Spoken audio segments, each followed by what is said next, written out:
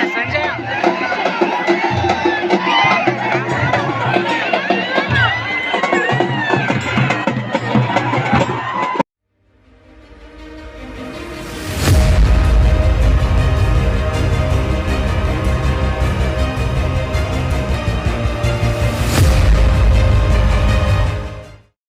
ಚಾನೆಲ್ಗೆ like, share ಮತ್ತು subscribe ಮಾಡಿ, ಬೆಲ್ ಐಕಾನ್ ಕ್ಲಿಕ್ ಮಾಡಿ. ನಮಸ್ಕಾರಗಳು.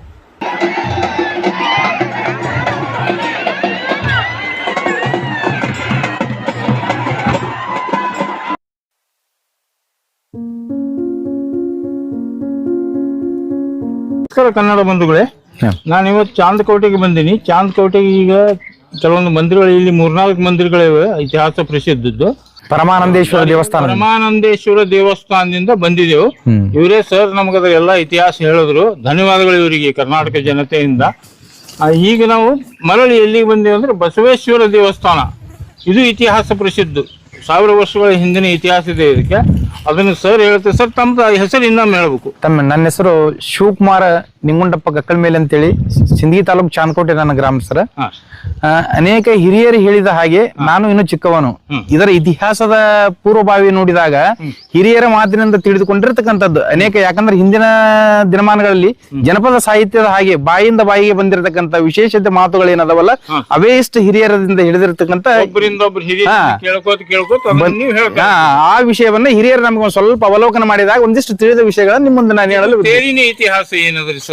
ತೇರಿನ ಇತಿಹಾಸ ತಿಳಿದುಕೊಂಡಾಗ ನಮ್ಮೂರಿನ ಹಿರಿಯರಾಗಿರ್ತಕ್ಕಂಥವ್ರು ಗುರ್ಲಿಂಗಪ್ಪಗೌಡ ಪಾಟೀಲ್ರು,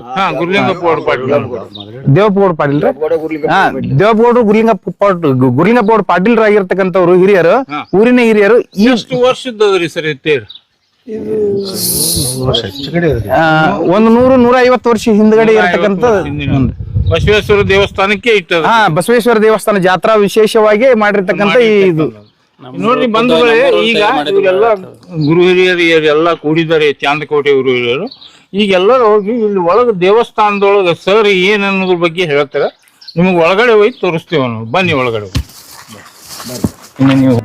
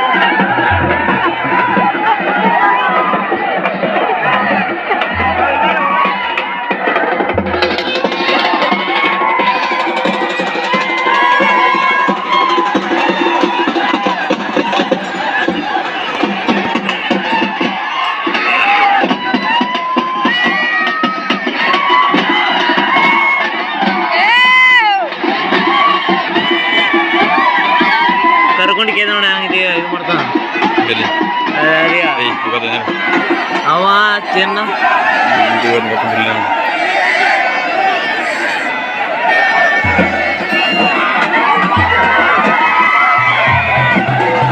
ಸ್ನ್ಯಾಪ್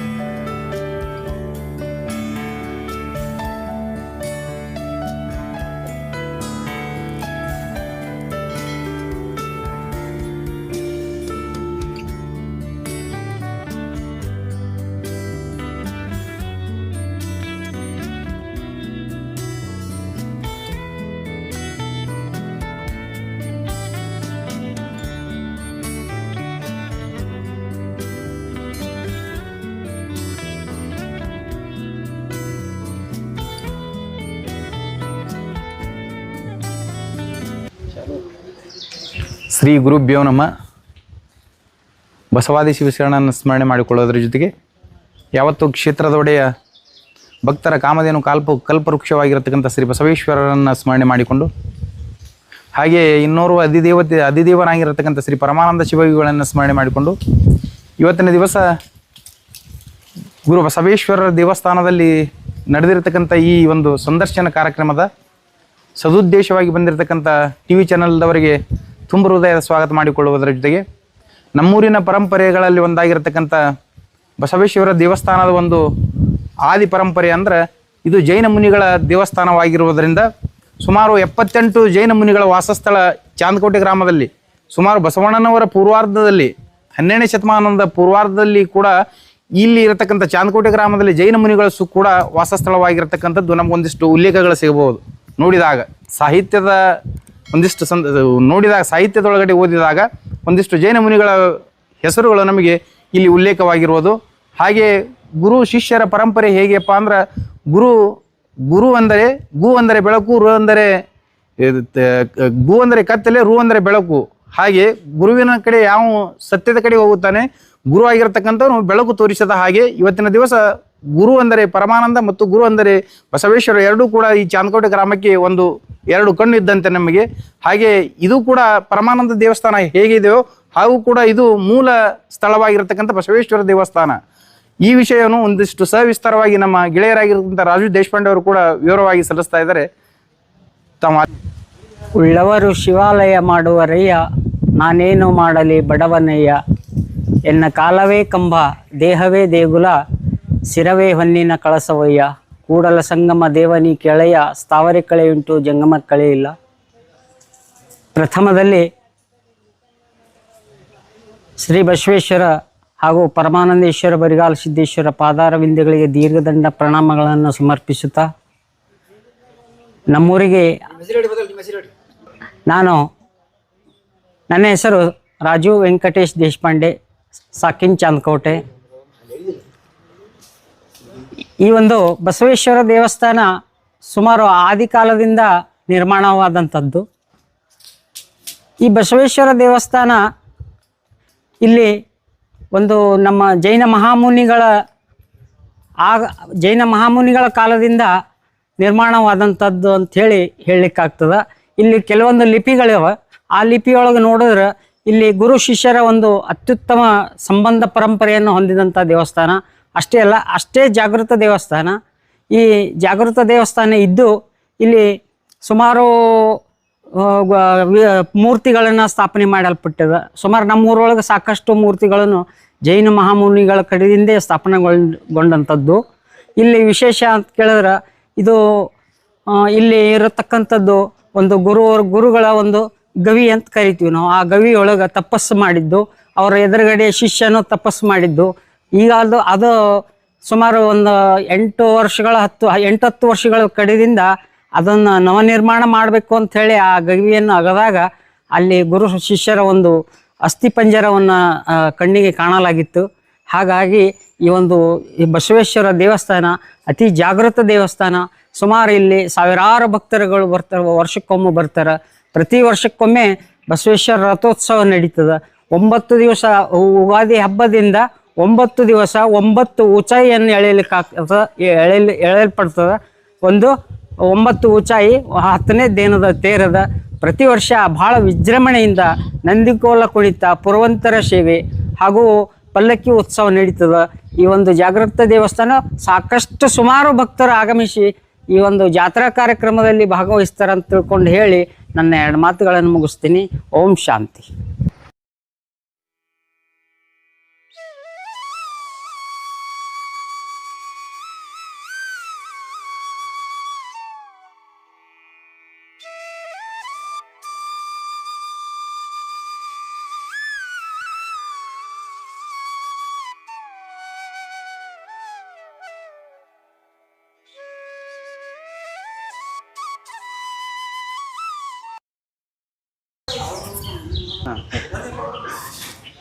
ಈ ಸ್ಥಳ ಜೈನ ಮಹಾಮುನಿಗಳ ತಪಸ್ಸು ಮಾಡಿದಂಥ ಒಂದು ಸ್ಥಳ. ಈ ಲಿಂಗದ ಕೆಳಗೆ ಇಳಿಲಿಕ್ಕೆ ಪೌಂಟಣಿಗೆ ಈ ಈ ಥರ ಪೆಂಟುಣಿ ಬಂದು ಮತ್ತು ಈ ಥರ ಬಂದು ಮುಂದೆ ಅಲ್ಲಿ ಹೋಗಿ ಕೆಳಗೆ ಗವಿ ಆ ಜಾಗದಲ್ಲಿ ಗುರು ಶಿಷ್ಯರು ತಪಸ್ಸು ಮಾಡಿದಂಥ ಸ್ಥಳ ಒಳಗೆ.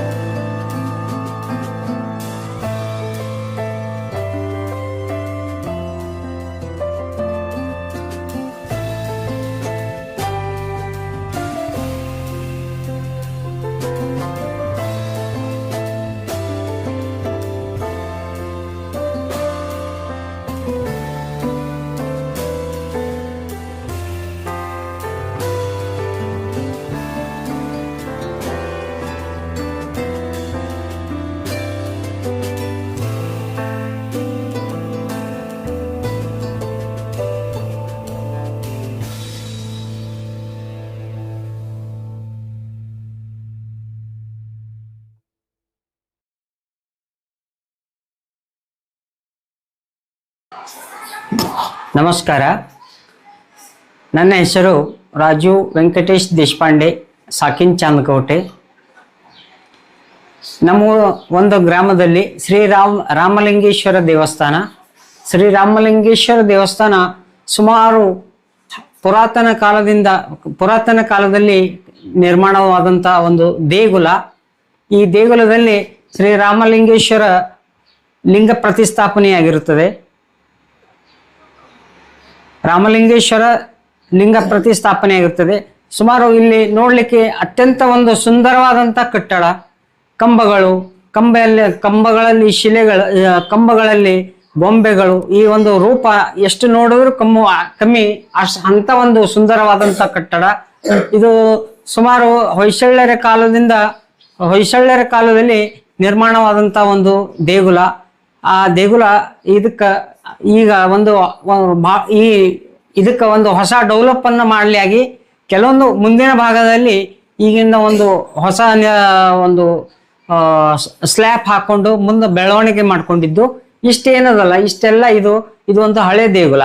ಇದರಲ್ಲಿ ಸಾಕಷ್ಟು ಇಲ್ಲಿ ಕೆಲವೊಂದು ಗೊಂಬೆಗಳಿರುತ್ತವೆ, ಕೆಲವೊಂದು ಕಂಬದಲ್ಲಿ ತೋರಿಸಿದಂತ ಕೆಲವೊಂದು ಸಿಂಹದ ಆಕಾರದಲ್ಲಿ ಇರ್ತಕ್ಕಂಥವು, ಅವು ಕೆಲವೊಂದು ಇವೇನು ಅಲ್ಲ, ಇದು ಅದ್ಭುತ ಒಂದು ಕೆತ್ತನೆಯಿಂದ ಮಾಡಲಾಗದಂತ ದೇವಸ್ಥಾನ. ಈ ದೇವಸ್ಥಾನ ಆದ್ರೂ ಕೂಡ ರಾಮಲಿಂಗೇಶ್ವರ ದೇವಸ್ಥಾನ ಇದು ಅತಿ ಜಾಗೃತವಾದ ದೇವಸ್ಥಾನ, ಅತಿ ಜಾಗೃತವಾದ ದೇವಸ್ಥಾನ. ವರ್ಷಕ್ಕೊಮ್ಮೆ ಇಲ್ಲಿ ಉತ್ಸವ, ಪುರಾಣ ಕಾರ್ಯಕ್ರಮ ಹಾಗೂ ಶ್ರಾವಣ ಮಾಸದಲ್ಲಿ ಭಜನಾ ಕಾರ್ಯಕ್ರಮ ಬಲು ವಿಜೃಂಭಣೆಯಿಂದ ಮಾಡಿ ಈ ಭಕ್ತರು ಸುಮಾರು ಸಾವಿರಾರು ಭಕ್ತರು ಈ ಒಂದು ಸೇವೆಯಲ್ಲಿ ಪಾಲ್ಗೊಳ್ತಾರ ಅಂತ ತಿಳ್ಕೊಂಡು ಹೇಳಿ ನಾನು 2 ಮಾತು ಮುಗಿಸ್ತೀನಿ. ನೋಡಿ, ಇಲ್ಲಿ ನಾವು ರಾಮಲಿಂಗೇಶ್ವರ ದೇವಸ್ಥಾನದ ಒಳಗಡೆಯಿಂದ ಹೊರಗೆ ಬಂದು ಸುತ್ತು ಹಾಕಿದಾಗ ಇಲ್ಲಿ ಕಲ್ಯಾಣಿ ಚಾಲುಕ್ಯರ ಕಲಾಕೃತಿಗಳು ಸುತ್ತಮುತ್ತಲು ಕಂಡು ಬರ್ತವೆ. ಇಷ್ಟು ಸುಂದರವಾದ ಕೆತ್ತನೆಗಳು ಮತ್ತೆ ಎಲ್ಲಿ ಸಿಗಲ್ಲ ನಮಗೆ. ಆದರೆ ವಿಪರ್ಯಾಸ ಏನಂದರೆ ಈ ಮಂದಿರದ ಒಳಕ್ಕೆ ಹೋಗಲು ಯಾವುದೇ ದಾರಿಗಳಿಲ್ಲ.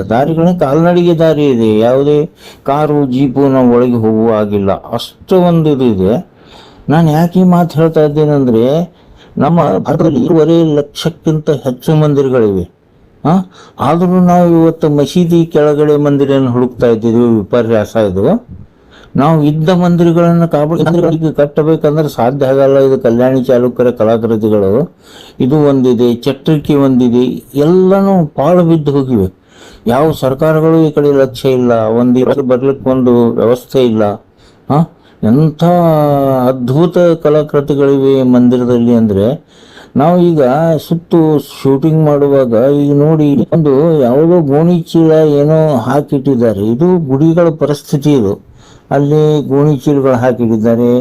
ಕುರಿ ಮರಿಗಳನ್ನು ನೋಡಿ ಎಷ್ಟು ಹಚ್ಚಿ ಗೋಣಿ ಚೀಲಗಳನ್ನು ಇಡ್ತಾ ಇದ್ದಾರೆ ಹಳ್ಳಿಗಳಲ್ಲಿ. ನೋಡಿ ಈಗ ಅಡ್ಡಲಾಗಿ ಇದು ಮಾಡಿದ್ದಾರೆ. ಇದನ್ನು ಏನೋ ಜೀರ್ಣೋದ್ಧಾರ ಮಾಡುವಾಗ ಕಲಾಕೃತಿಗಳನ್ನು ಹಾಕಿ ಯಾರೋ ಮಾಡಿ ಹೋಗಿದ್ದಾರೆ. ನೋಡಿ ಇದು ಸರ್ಕಾರದ್ದು. ನಾನು ಅದನ್ನೇ ಹೇಳ್ತೇನಲ್ಲ, 6.5 ಲಕ್ಷಕ್ಕಿಂತ ಹೆಚ್ಚು ಮಂದಿರಗಳಿದ್ರು. ಮಸೀದಿ ಕೆಳಗಡೆ ನಾವು ಮಂದಿರ ಹುಡುಕ್ತಾ ಇದ್ದಿದ್ದೇವೆ. ಇದು ನಮ್ಮ ಭಾರತೀಯರ ಒಂದು ತಪ್ಪು ಧರ್ಮಾಚರಣೆ, ವಿಪರ್ಯಾಸ ಇದು ನಮ್ಮ ದೇಶದ್ದು ಅಂತ ಹೇಳಕ್ಕೆ ಬಯಸ್ತೇನೆ ನಾನು. ನಮಸ್ಕಾರ. ತಿಳ್ಕೊಳ್ಳಿ ತಾವು. ಶಿವನೇ ಕಲ್ಲಾದೆಗೇಕೆಂದು ಬಲ್ಲೆ, ಆ ಗುಟ್ಟನ್ನು ಹೇಳಲೇನು ಇಲ್ಲೇ.